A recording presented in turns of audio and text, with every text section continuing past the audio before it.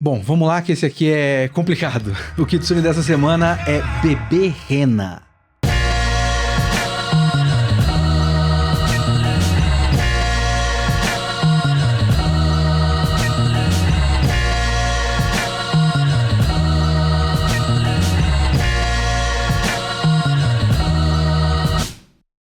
Olá, eu sou o Leonardo Kitsune e o Kitsune da Semana é o meu podcast semanal para eu falar do que eu quiser, do jeito que eu quiser. A ideia aqui é que toda semana tem uma review diferente, que pode ser de anime, mangá, mas pode ser de séries, cinema, literatura, qualquer coisa. Eu vi, eu li, eu quero falar, então é aqui que eu vou falar. O Kitsune da Semana só existe graças aos nossos apoiadores. Se você também curte o Kitsune da Semana, se você acabou de conhecer pela versão em vídeo do Kitsune da Semana, o link do nosso Catarse, do financiamento coletivo, está na descrição do podcast, em todas as plataformas, e do vídeo no YouTube, certo? É catarse.me/Kitsune_da_semana para você apoiar o nosso trabalho. E você pode mandar e-mails também para comentar esse podcast em leokitsune@gmail.com. Lembrando também que o Kitsune da Semana é uma parceria agora com a Akiba Station. A loja Akiba Station está cedendo o espaço aqui do estúdio de podcast dele pra gente fazer a gravação do podcast. Você pode encontrar a Akiba Station no Instagram, o link também tá aqui embaixo, pra você fazer encomendas de tudo isso que tem aqui. Tem muita figures gigantescas, Gunpla. Se você vier aqui na loja, se você for de São Paulo, tem 2 unidades, tem uma no Sogo Plaza e outra na Tomás Gonzaga, as duas estão na Liberdade. Essa loja aqui é a loja da Tomás Gonzaga, tem até os gachas aqui atrás, vocês podem ver, o pessoal fica o tempo todo tirando bolinha no gacha. É bem legal, o espaço é muito bom, tem espaço aqui em cima para campeonato de card game, vai abrir um café aqui, o espaço é muito legal, certo? Então você pode visitar aqui na Liberdade ou encomendar as suas peças que são entregues para todo o Brasil no Instagram da loja da Akiba Station. Busca Akiba Station no Instagram que você vai encontrar. Beleza? Muito obrigado, Akiba Station, e vamos pro podcast. Bebê Rena é uma série de 2024, deste ano 2024, uma série da Netflix, que eu não vi muita publicidade antes da série estrear, porque a Netflix tem isso. Eu assisti completamente por acaso, porque a minha esposa, que está aqui na gravação, a Ana, o amor da minha vida, ela acordou num certo dia que ela acordou, falou: Léo, ontem à noite eu peguei uma série por acaso que tava ali na Netflix, chama Bebê Rena, você tem que assistir, ela é muito boa, ela é muito interessante. E assim, tem tanta coisa, sei lá, o Problema dos Três Corpos, que saiu agora na Netflix, muito perto do lançamento do Bebê Rena, eles fizeram toda uma publicidade, porque é uma produção caríssima, os mesmos showrunners do Game of Thrones, o que já é um ótimo sinal, elenco hollywoodiano, foda e tal. Fizeram todo um hype pro bagulho, o bagulho lançou e simplesmente sumiu, ninguém mais comentou. O Bebê Rena não, o Bebê Rena foi o exato contrário. A série foi produzida, ela saiu, ela estreou, e depois disso ela explodiu. Explodiu de pessoas comentando. A Ana pegou por acaso, depois de a Ana pegar a série por acaso, ela pediu pra eu assistir, a gente assistiu todo o resto da série juntos, e aí eu comecei a ver todo mundo comentando. Esse foi o processo mais boca a boca. É claro que, né, processo boca a boca hoje não tem como a gente dizer que é completamente boca a boca. Provavelmente tem muito de algoritmo e a Netflix viu que pegou e começou a investir. Enfim, isso é uma coisa muito possível. Essa série saiu muito próximo desta gravação, mas essa gravação é muito adiantada. Então, se você tiver assistido isso em vídeo, deve sair tipo 3 semanas, quase um mês depois do lançamento da série. Talvez quando o vídeo sair, ninguém mais vai estar comentando Baby Rena. Baby Rena é foda. Bebê Rena. Baby Reindeer, que é o original. Então talvez já esteja fora do hype, mas eu preciso gravar um pouco mais adiantado, enfim. E falando nisso, falando em gravação, essa série, esse podcast, ela é exatamente o conceito do Kitsune da Semana. Porque se você já ouve o Kitsune da Semana há um bom tempo, você sabe do que eu estou falando.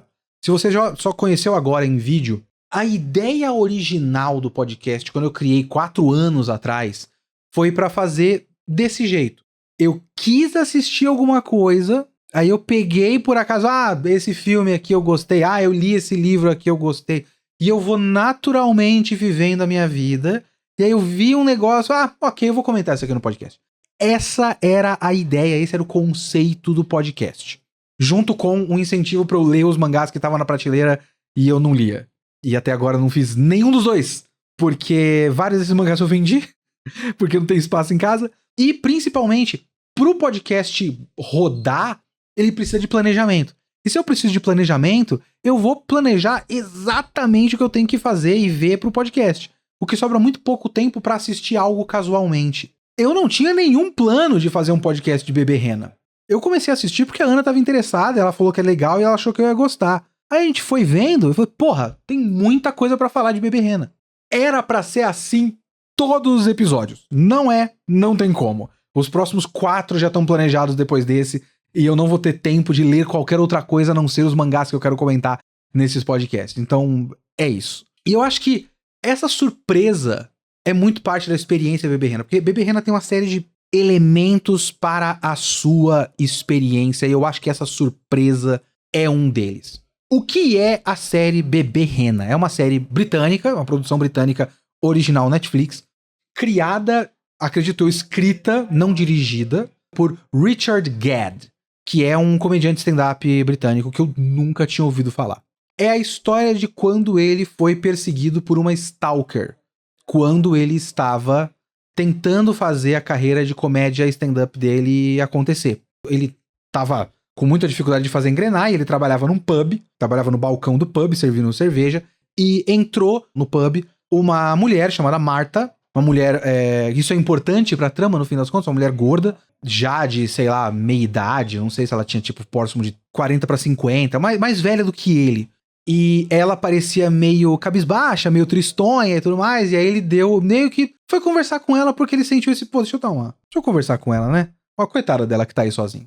Serviu uma coca pra ela, e os papos já foram todos muito estranhos, porque ela era advogada, com um monte de coisa, tinha contato do Tony Blair, um monte de coisa assim, só que ela não tinha dinheiro pra pagar uma coca. Na verdade, inclusive, não era coca. Coca ele continua dando várias vezes, mas inicialmente ele dá um chá pra ela. É o que ele consegue servir de cortesia. E tipo, pô, que papo é esse dela ser uma advogada foda e não ter dinheiro pra pagar uma coca, não ter dinheiro pra pagar um chá, sabe? Ela quer, tipo, a água de cortesia do restaurante. Muito estranho. E aí, continuou esse relacionamento casual que ele meio que foi dando corda como piada, como se fosse um namoro, que na verdade ela foi levando a sério e foi ficando cada vez mais esquisito. E ela não parava de mandar mensagem pra ele no Facebook, ia lá todo dia, falava coisas estranhas. E era sempre muito estranho, porque ela mostrava um celular que não era um iPhone e sempre assinava as mensagens como enviado do meu iPhone. Tudo sobre ela é estranho e que foi ficando cada vez mais esquisito, cada vez mais tóxico e foi aumentando cada vez mais. Essa é a história, essa é a sinopse básica de Bebê Rena. Se chama Bebê Rena porque ela chama ele nas mensagens de Bebê Rena. Ela manda e-mail pra ele. Ela não tem o telefone dele, mas manda e-mail. Que é tudo muito estranho. Ele nunca entendeu direito porque que ela chama de Bebê Rena. Chama Baby Reindeer, My Baby Reindeer. Essa é a sinopse básica de Bebê Rena. Eu comecei a série curioso. O conceito é interessante. Ela é toda narrada em primeira pessoa. A primeira cena, por exemplo, é a cena dele na polícia, fazendo a denúncia dela, né? É tudo narrado pelo cara. E que você sabe, de início, né? Você pega em lugares por aí. É uma história baseada na história real de como esse cara, o Richard Gadd, na série ele se chama... O personagem dele é Donnie Dunn. Ele mudou o nome da mulher, né? Marta não é o nome da mulher na vida real. Mas você sabe que isso aconteceu com ele mesmo, e que ele tá escrevendo a experiência dele e tal. E quando você sabe disso, os primeiros episódios, eles são esquisitos, mas eles não são pesados. E você vai ficando cada vez mais curioso, e vai construindo essa imagem, tanto dele quanto dela.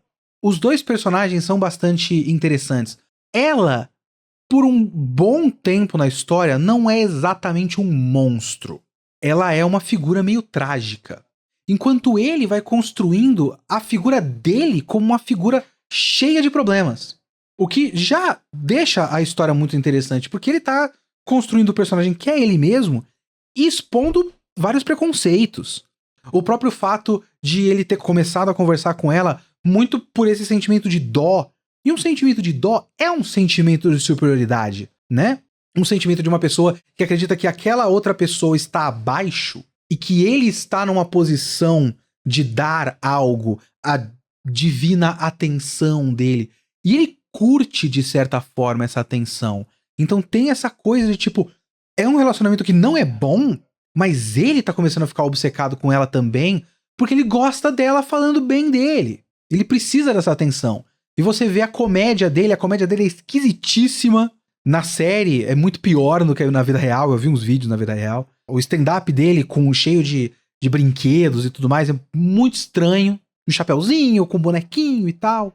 E você vai formando essa ideia dele, e é uma ideia de um cara que tem esses preconceitos. Ele é muito influenciado pelo meio, então várias coisas que ele faz é muito porque os caras que trabalham com ele no bar são o homem prototípico, o homem básico, que vai fazendo com que ele faça coisas que ele não gosta muito. Tem uma questão muito interessante de ele estar atrás de uma namorada e ele fez um perfil falso num Tinder pra achar pessoas trans. Ele acha uma mulher trans que ele gosta muito, mas ele tem um certo preconceito, ele não quer ser visto com ela, e ele não sabe muito bem trabalhar exatamente por que ele não quer ser visto com ela, porque ele não pode deixar os caras que trabalham com ele saber que ele tá saindo com a mulher trans, mesmo que ele queira sair com ela, que ele gosta muito dela, mas ele, sabe?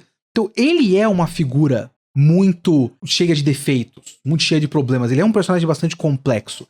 E a Marta também, por um bom período da série, não é uma personagem que você odeia ela. É um monstro, uma mulher horrorosa e tal. Inclusive, até tem essa coisa do fato dela ser uma mulher gorda, né?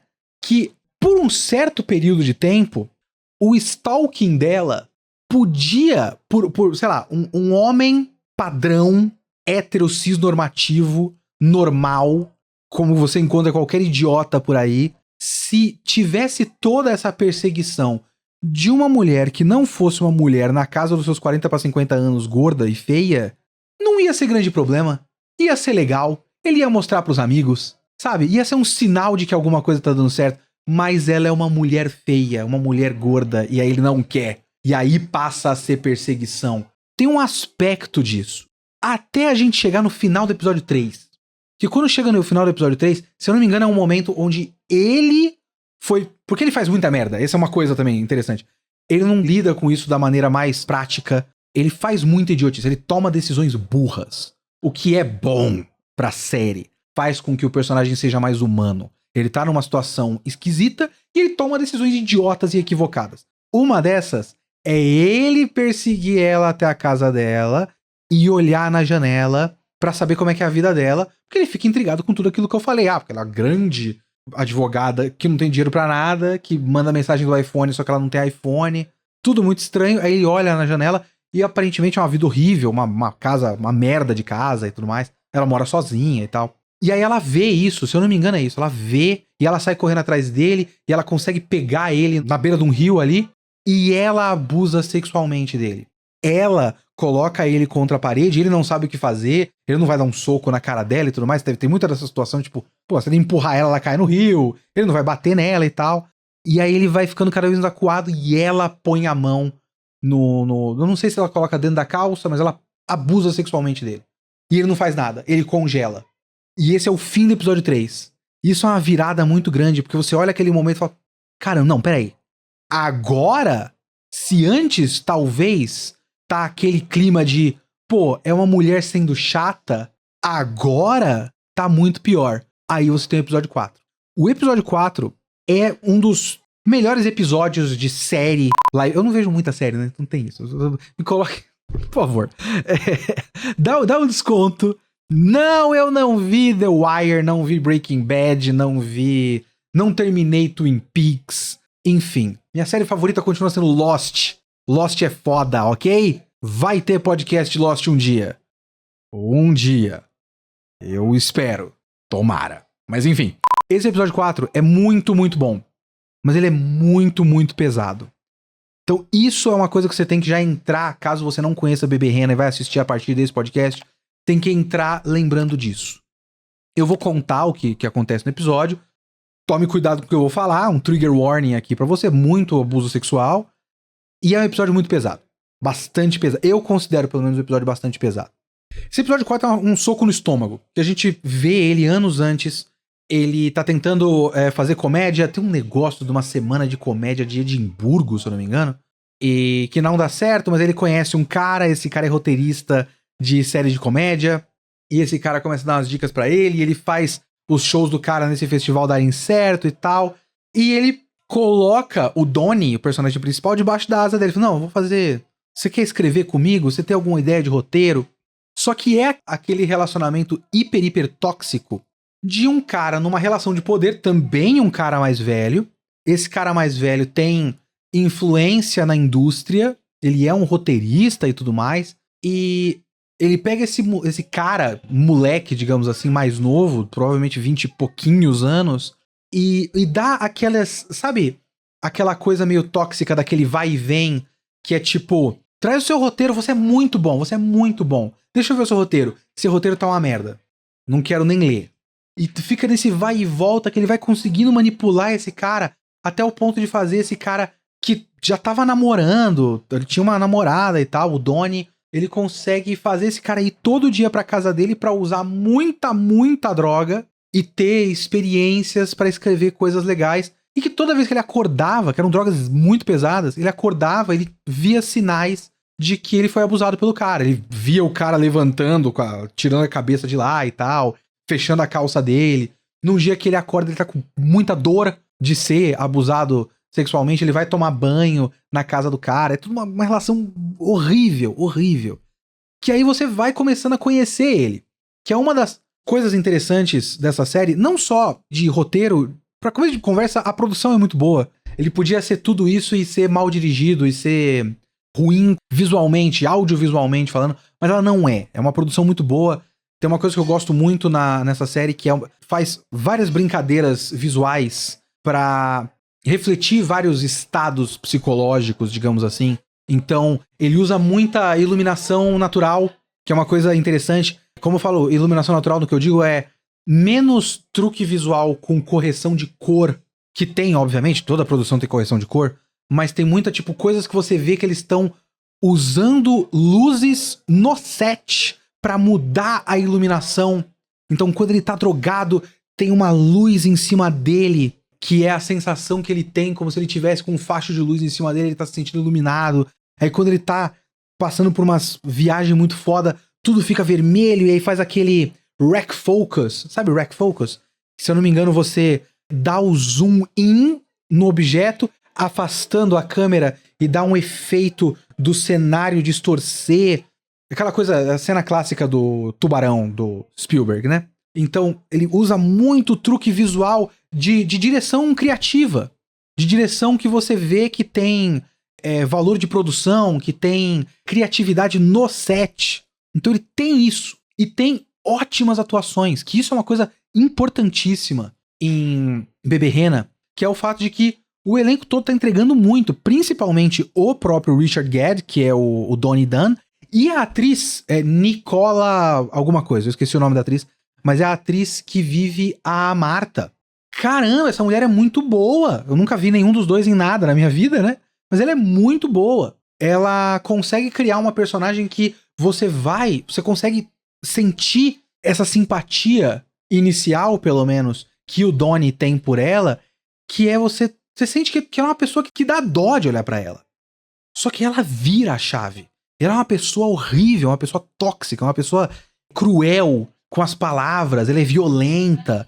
Então, os atores estão muito bem, entregando muito bem. E nesse momento, nesse episódio 4, o Richard Gere, o ator que faz o Donnie Dunn, que é ele mesmo, né? Você sente a dor dele, sabe? A dor física, a dor psicológica. É muito, muito ruim, sabe? E o cara entrega o trauma de toda essa situação muito, muito bem, assim. E que esse é um momento que você vai complexificando os personagens.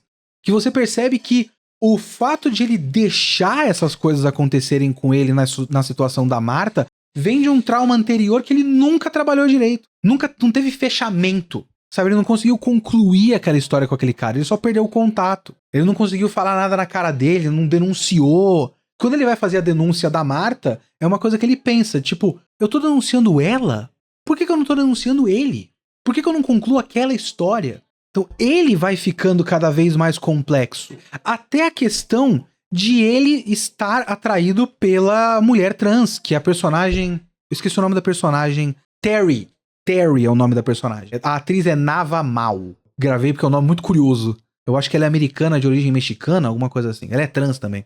E a atriz tá muito bem fazendo essa Terry. Mas essa é uma situação que você vai vendo que é tudo muito mais complicado do que parece. Que você começa a perceber que esse personagem, ele descobriu a sexualidade dele num momento de trauma, num momento de abuso. Ele começou a se descobrir como uma pessoa provavelmente bissexual num momento de quando ele foi abusado por um homem. E como é que fica a cabeça da pessoa? Porque não é, tipo, não é que agora ele é bissexual porque foi abusado. Que eu acho que isso nem existe, né? Não tem isso. Eu acho que tem gente que acha que, sei lá, pessoas gays são gays porque um dia foi abusado por um homem e agora a pessoa é doente. Não é isso. Mas pela situação dele, pelo que ele passou, ele pensar nisso é um pensamento plausível no sentido de é entendível, é compreensível de por que ele pode pensar numa coisa dessa. E ele pensar, eu sou realmente gay? Eu sou realmente bissexual? Ou eu só sou traumatizado? Qual é que é? O que tá pegando aqui? Que na verdade, com certeza, ele já era uma pessoa bissexual, mas por conta de você entender que ele tem essa questão muito de tentar se encaixar, de tentar agradar os homens ao redor dele, ele não pode ser gay. Todos os caras aqui do bar são tudo macho. The lads, essa cultura inglesa, o homem heterotop da Inglaterra são os lads, né? Então você não pode decepcionar the lads, o pessoal aqui do bar. Então eu não sou gay, eu não sou viado, sabe? Não pode. Talvez por muito tempo ele reprimiu algo nele mesmo que ele podia ter descoberto de uma maneira mais natural e ele descobriu da pior maneira possível. Então é tudo muito complexo, muito complicado. E uma característica interessante dessa história, que vem do fato de ela ser baseada numa história real, na história real do Richard Gadd, é o fato de que o roteiro ele meio que vai e volta. E eu gosto disso nessa história. Seria um problema em outras histórias que você sabe que foram criadas do zero, mas como você sabe que que essa história aconteceu de verdade, você percebe esse vai e volta, aí ele saiu da casa onde ele morava, foi morar com os caras, aí passou de novo por um processo de viver no meio de droga, e aí ele saiu com a Terry, aí depois parou de sair com a Terry, teve um relacionamento bom, aí deixou de ser bom, e aí ele foi denunciar na polícia, e aí isso não dá em nada, e aí continua indo e tal. E as conclusões que não são conclusões. Ele fala com a polícia fala com ela para de falar com ele, mas é isso. Tá, mas ela parou de falar comigo? Ela parou de mandar e-mail? Então acabou? Ou não acabou? E aí ele volta a ficar obcecado. Então esse vai e volta é um vai e volta de vida real. Um roteiro feito do zero pra ter uma estrutura de 3 atos com começo, meio e fim, com incidente que instiga a virada do primeiro pro segundo ato, com uma conclusão, com um ápice de tensão pra depois uma queda. Um roteiro como esse não tem espaço pra esse vai e volta que a vida real é. Porque a vida real é um vai e volta. São coisas que terminam e falam, tá, então é isso, né? Então tá. Eu curto isso em Bebê Rena. Eu curto, por exemplo, que o final, eu não vou contar exatamente o final, mas no final tem uma certa conclusão que também não é uma conclusão que tipo, nossa, agora a justiça foi feita. A justiça foi feita, sabe? Tem um julgamento dela. Eu gosto muito, pra falar mais uma vez dos truques visuais dessa história, eu curto muito que os dois estão atrás de vidros e esses vidros são um vidro que dá um efeito de várias linhas verticais e eles se olham através desses vidros e os dois parecem atrás de grades por causa dessas linhas verticais. Então é bastante interessante que no fim das contas essa conclusão da história deles é uma conclusão que não exatamente resolve nada e que não é bom pra ninguém. Eu curto isso, eu curto a naturalidade do processo da narrativa de Bebê Rena. Mas também existe o fato de que eu curto isso porque é uma história real. E aí é que entra uma das partes mais essenciais da experiência Bebê Rena, que é isso, que é o fato de ser baseado numa história real. É todo o paratexto, digamos assim, de Bebê Rena. Paratextos são textos fora do texto original que modificam o texto original de fora pra dentro. No fim das contas é isso. E se você me conhece de tempos de YouTube antigamente, se você ouve o meu podcast durante esses 4 anos, talvez eu tenha sinalizado várias vezes que eu tenho uma resistência muito grande com a questão do paratexto, com a relação das pessoas com o paratexto. Eu não gosto, por exemplo, eu falei disso nos e-mails do podcast sobre Platinum End, porque eu lembro de um comentário, por exemplo, de uma pessoa falando: porque você está dizendo que o autor acha que está fazendo um debate super interessante, mas o autor, quando falava de Death Note numa entrevista, já disse que, na verdade, ele não quer nada muito complexo, o que ele quer é algo divertido e emocionante. Então ele não quer um debate filosófico, ele quer uma história emocionante, legal e divertida. E eu tenho resistência com isso, porque isso é uma coisa externa que não está na narrativa, que eu realmente acho que às vezes a gente pode cair numa armadilha de ficar completamente refém desse paratexto. Refém de, peraí, se o autor falou que é tal coisa, a minha interpretação não vale, então deixa eu parar de pensar no que eu penso, sabe? Eu acho que tem esse viés. A questão é que não tem como eu brigar com a realidade. E as pessoas, elas vivem muito, principalmente o nosso mundo nerd geek, otaku, o paratexto é muito importante. Porque tal coisa que tem no guide do mangá e que revela tal coisa sobre o mangá, então quer dizer que esse personagem vai fazer X ou é tal característica. E essa é a maneira de as pessoas verem as coisas, não tem jeito. Isso é muito mais forte em histórias baseadas em histórias reais, em filmes, livros. Porque eu já falei disso em algum lugar, eu não lembro exatamente onde foi, eu não lembro qual podcast. Talvez seja um podcast, se você tá ouvindo isso em vídeo pela primeira vez e não conhece o podcast, tem um episódio do Kitsune da Semana sobre os filmes da Susanna von Richthofen. Tá no Prime Video, tem 2. O Susanna von Richthofen Alpha Sapphire e o Omega Ruby da Susanna von Richthofen. E é, assim, a coisa de ser baseada em fatos reais, principalmente pra experiência do, vamos usar o termo horroroso, do público médio. A experiência do público médio com isso é muito forte, porque isso automaticamente cria um argumento de autoridade. Não é só uma história que alguém pensou na cabeça dela. É uma história que aconteceu.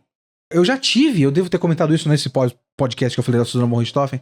Eu ouço isso da minha mãe, às vezes, que ela vai comentar de algum filme que ela viu, e ela fala, não, mas é baseado em fatos reais esse aí. Como se isso validasse mais a história. Isso deixa mais válido de se assistir, mais válido de existir. Importa. Esse filme importa. Essa série importa.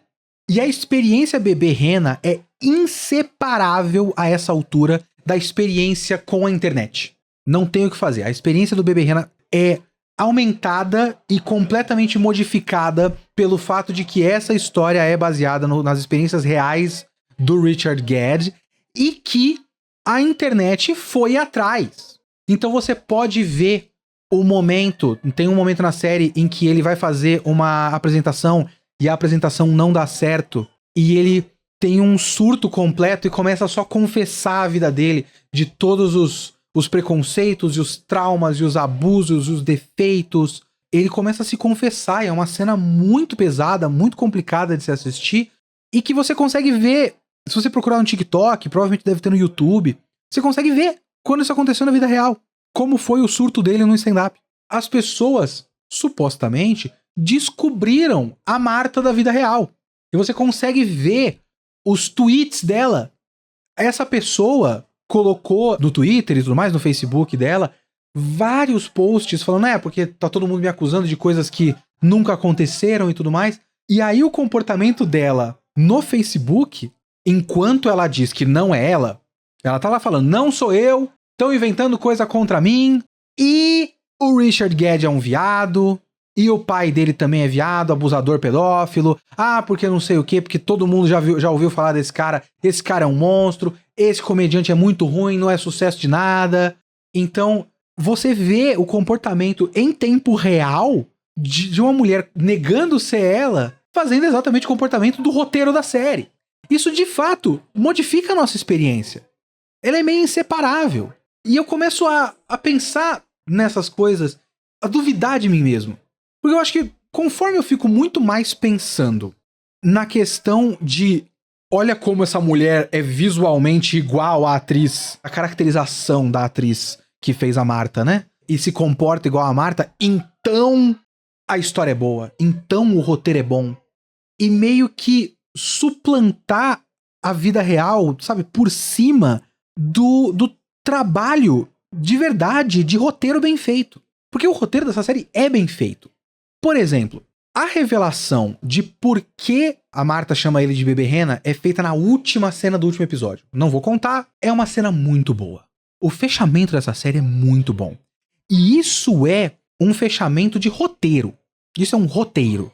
Isso não é vida real, isso com certeza não aconteceu dessa maneira, porque a história se fecha num círculo, num 360. O que acontece no final reflete, é uma rima visual e temática da primeira cena da série. E aí fecha a jornada dele, faz você refletir sobre a jornada dele, sobre a própria hipocrisia da situação, inverte a situação dele na cena final, fecha o tema do bebê rena, faz você ressignificar, talvez, caso seja real, o significado da Marta e da maneira como ela age. Então tudo isso é pra você fechar com um lacinho perfeito. Mas isso não é o que aconteceu na vida real, com certeza. Com certeza a revelação do bebê rena não foi feita naquele momento, depois da conclusão de tudo, fechando a narrativa perfeita. Não foi. Mas isso tira a qualidade da série? Você saber que aquilo foi forçado como um roteiro fictício pra dar um fechamento perfeito pra um roteiro, e você pensar, mas com certeza não foi assim que ele descobriu. Isso tira a experiência? Fora até a responsabilidade, porque aparentemente, por conta dessa série, o pessoal descobriu quem é o tal roteirista que abusou ele originalmente. Que acharam um cara que a cara é perfeita. E aí, o Richard Gad, o criador e ator da série, fez um post nos stories dele falando: parem de assediar esse cara eu conheço ele é meu amigo, tá tudo bem. Não é esse cara. Ele não fez isso da Marta, mas fez isso desse cara. Isso tira alguma coisa? Mas assim, e a responsabilidade dele? Porque ele fez essa série. Não tinha como não pressupor que isso ia acontecer. A internet é assim. Lembra quando teve um cara que foi um atirador de Boston, se eu não me engano? E o 4chan achou o atirador de Boston e não era o atirador de Boston? O 4chan fez todo um CSI. Não, esse cara, a gente achou, é ele. E no fim das contas não era? Porque a internet pode ter encontrado a Marta errada. Pode ter encontrado... eu não lembro o nome do personagem do produtor. Mas pode ter encontrado o produtor errado. Pode ter encontrado a Terry errada. Porque acharam uma mulher trans que bate com a descrição. Ah, ela é terapeuta e tudo mais. Visualmente parecida também. Deve ser ela. Ela curte os posts dele, segue, sabe? Esse tipo de coisa. Então, a internet achou. E aí eu fico pensando, tipo... porra, com certeza esse cara tem essa história dentro dele, engasgada, que ele queria muito contar. E ele contou, e é uma história muito boa. Como ficção, como seriado, como experiência audiovisual, é uma história muito boa. Então ele pegou um trauma e transformou em arte. Só que a vida real afeta a nossa experiência da arte, e essa arte vai afetar a vida real de várias pessoas. Então, toda a nossa relação com Bebê Rena é intrinsecamente ligada com algo fora de Bebê Rena. Algo fora desse seriado. E eu fico me perguntando. Eu fico realmente me perguntando. Qual é o meu saldo final? Qual é a minha experiência final? Qual é a minha experiência real com Bebê Rena? Eu gosto só da série? A minha impressão positiva dela é uma impressão positiva porque a série é boa? Ou porque eu sei que é real? É curioso, eu achei interessante falar de Bebê Rena, muito menos pra fazer uma crítica de Bebê Rena, que eu acho bom, os atores são ótimos, o roteiro é muito bom. Eu gosto desse fechamento final, essa cena final é muito forte. Então é todo amarradinho, todo humano, sabe? A narrativa tem um fluxo muito mais humano de acontecimentos e tal. Mas eu quis levantar esse debate, que eu acho esse debate interessante, esse debate é curioso. E que também é uma lição pra mim. Uma lição pra mim. Eu preciso pensar que não tem como você ignorar a realidade de que as pessoas não veem arte no vácuo. Não tem como ver. Eu não vejo arte no vácuo. O meu podcast do Guerra Civil, o filme recente, não o Marvel, ele é completamente influenciado pela política da nossa vida real. A minha crítica é influenciada pela minha experiência política no nosso tempo presente, no nosso momento sócio-histórico. A gente não vê as coisas no vácuo. Não tem como a gente esperar que a gente avalie certas coisas completamente dissociado da realidade dos fatos. Então, e é uma coisa que eu preciso aprender. Porque eu, às vezes, tento fazer esse exercício, que às vezes é um exercício inútil. É um exercício inútil. Sabe? Pra que eu vou completamente tentar separar uma coisa da outra? Não tem por que tentar sempre separar uma coisa da outra. Então, de qualquer forma, fica a recomendação de Bebê Rena, uma série muito boa. A essa altura o hype já deve ter passado, que o vídeo tá sendo gravado adiantadamente. Talvez você já tenha visto. Eu curti demais. Se você não viu, assista.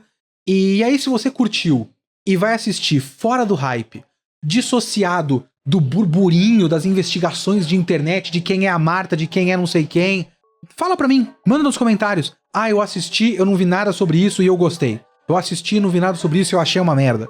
Comenta. Manda e-mail pra leokitsune@gmail.com ou nos comentários aqui no YouTube. Eu quero saber como é que foi essa experiência, porque eu tô muito curioso.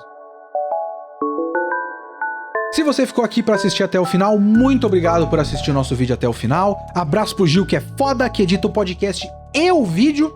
E é só vocês que me permitem pagar o trabalho maravilhoso desse homem. Muito obrigado à Akiba Station, que cedeu o espaço novamente pra gente.